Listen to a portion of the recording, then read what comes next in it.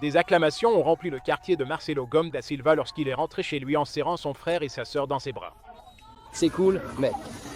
C'est cool. Et partageant une étreinte émouvante avec ses parents. La seule chose que je voulais faire en revenant ici, c'était de serrer mes parents dans mes bras. Mon père, oui. Mon père compte énormément pour moi.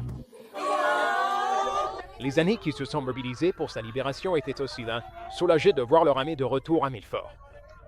C'est une bénédiction de l'avoir à la maison. C'est ici qu'il a sa place. Il n'aurait jamais dû partir. C'est un garçon tellement gentil. Il ne mérite pas ça. Il mérite d'être, tu vois, chez lui avec sa famille.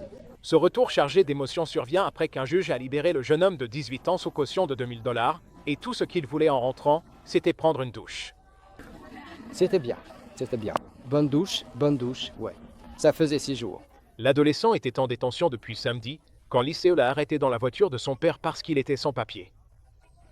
Il est dans le pays depuis plus de 10 ans et n'a pas de casier judiciaire.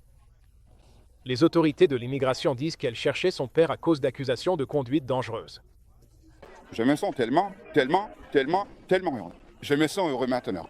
Ce soir, son père est soulagé que son fils soit rentré à la maison, mais l'inquiétude grandit désormais pour la famille, car Liceo pourrait encore venir le chercher.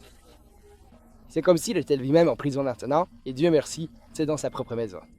Mais il sait que, s'il sort, il y a une chance que Liceo essaie de le retrouver à nouveau.